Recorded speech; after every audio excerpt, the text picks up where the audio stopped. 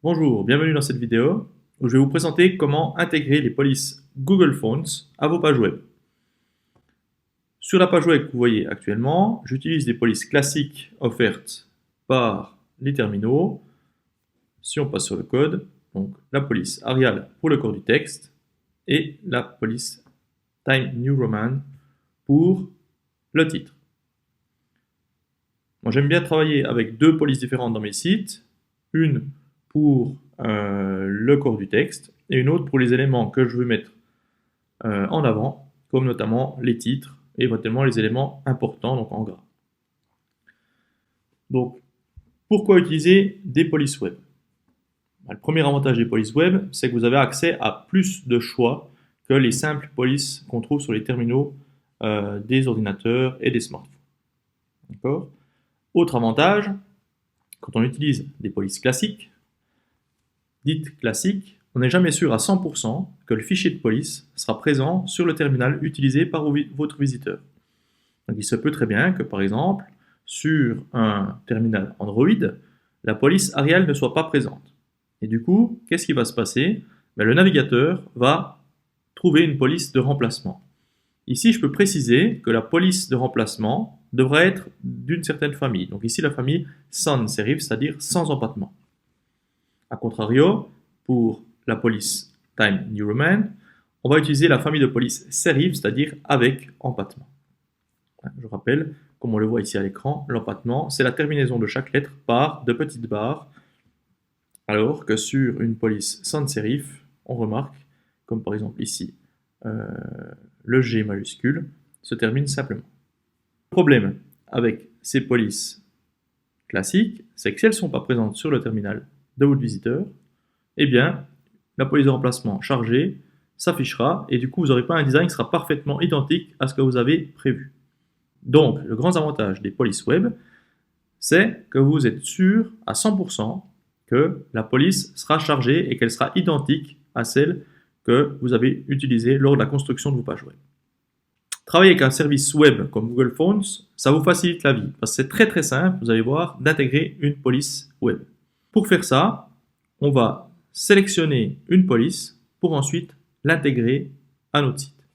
Alors, pour sélectionner des polices web, donc nous on va utiliser le service Google Fonts, donc on va se rendre déjà sur leur site, donc fonts.google.com.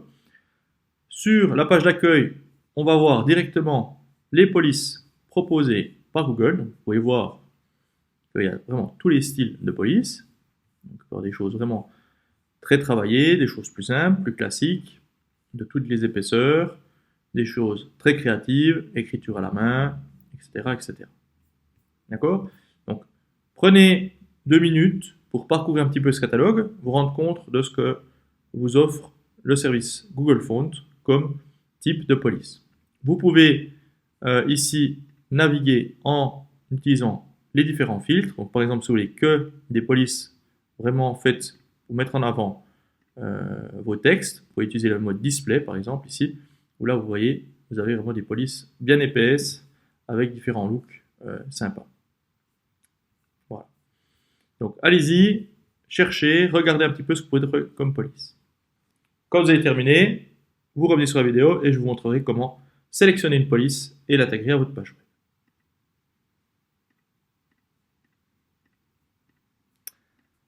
Ok, alors, moi je vais choisir les deux polices suivantes pour mon site. Donc, pour le texte classique, tout le document ici, dont les paragraphes, je vais utiliser une police simple, la police Roboto, qui est une des polices les plus utilisées actuellement sur Internet.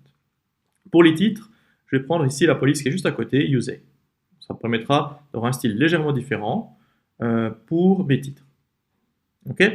On va commencer par la plus simple des deux, la police Usei. Si vous regardez dans le coin supérieur droit des cartes de style, on trouve le nombre de polices, on trouve le nombre de styles disponibles pour ces polices. Donc pourquoi la Usei elle est plus simple? Parce qu'elle a qu'un style à disposition. Alors, on va commencer par celle-là pour nos titres 1. Donc, on clique dessus pour l'ouvrir. On sélectionne un des styles, donc là il y en a qu'un, ça tombe bien. On clique, et ensuite je peux afficher le panier en cliquant sur l'icône ici en haut si il n'a pas apparu automatiquement. Donc je vois dans mon panier que j'ai une police, un seul style, Regular 400, Et maintenant, je vais vous montrer comment importer cette police dans votre page web. Alors, pour faire ça, deux choses à faire. Le premier, c'est d'appliquer la font family dans votre CSS. Donc, on copie le petit code ici et on vient le coller directement pour le titre. Voilà. Ici, donc maintenant, la font family pour mon titre 1, ça sera UseMagick. Je sauvegarde.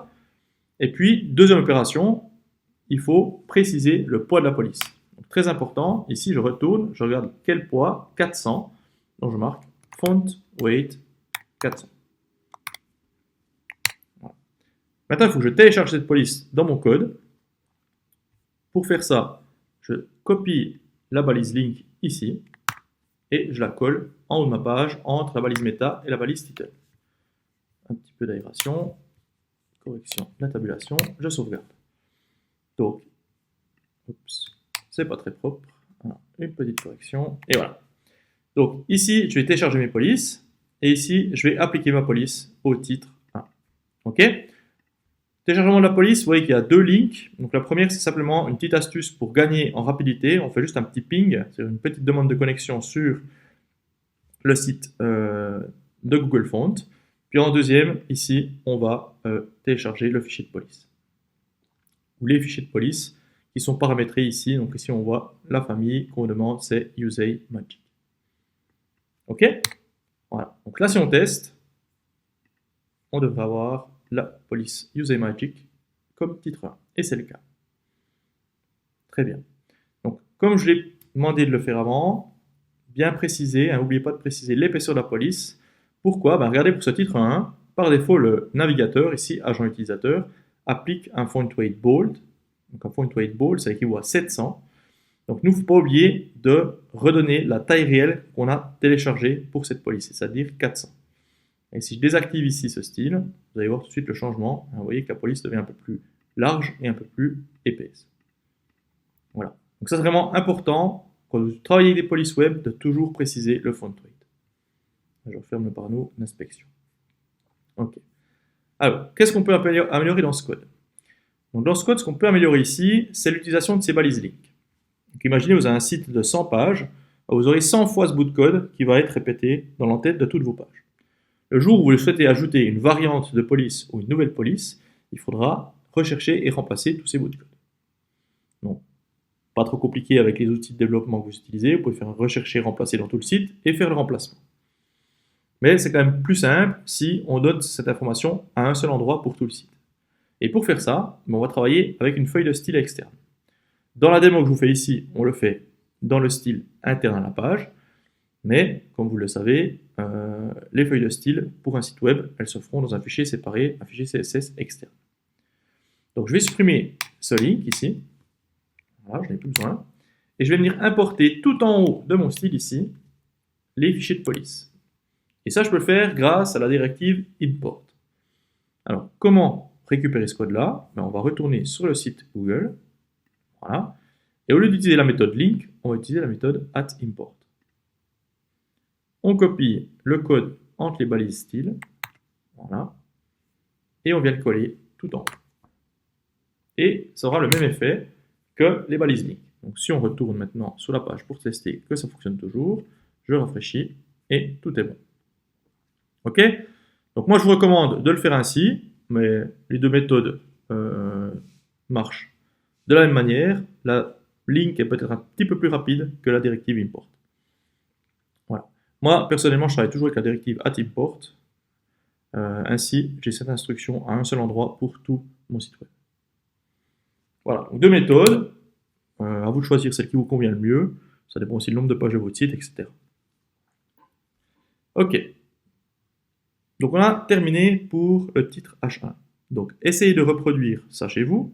Donc téléchargez une police Google, importez cette police Google avec @import ou link au choix, et ensuite appliquez cette police à un élément de votre page dans le CSS. Et n'oubliez pas, vraiment c'est très important, n'oubliez pas de préciser la font weight, d'accord, la propriété font weight, pour qu'elle corresponde à la taille souhaitée.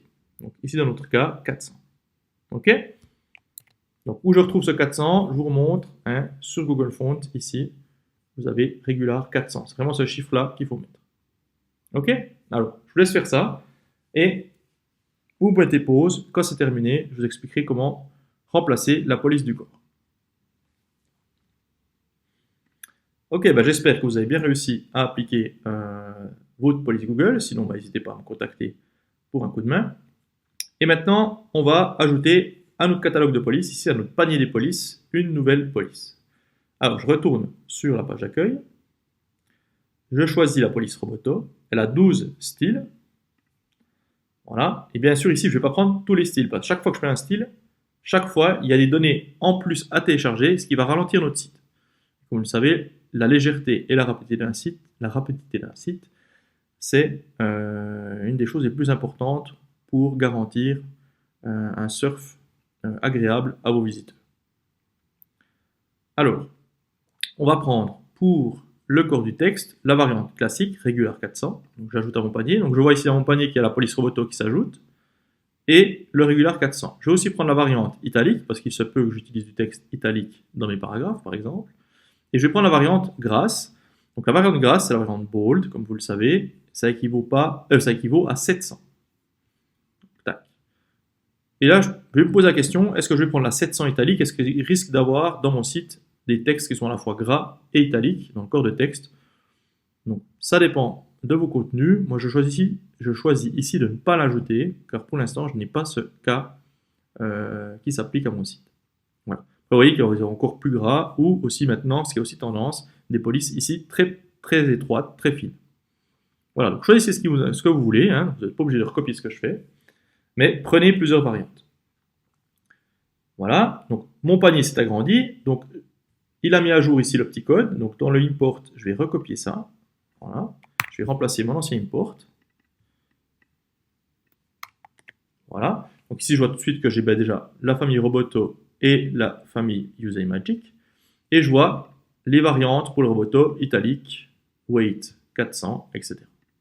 Je sauvegarde, et j'applique maintenant la famille Roboto, donc elle est venue là, donc je peux copier ce petit code et remplacer le Arial par Roboto.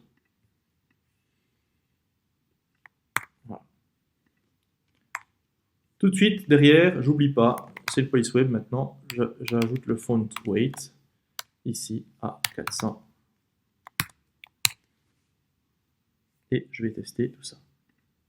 Donc là, on va voir que la police va légèrement changer, elle ressemble beaucoup à Arial, mais elle change un tout petit peu, elle est un peu plus arrondie, un peu plus en hauteur. Et voilà, j'ai donc appliqué mes deux polices Google.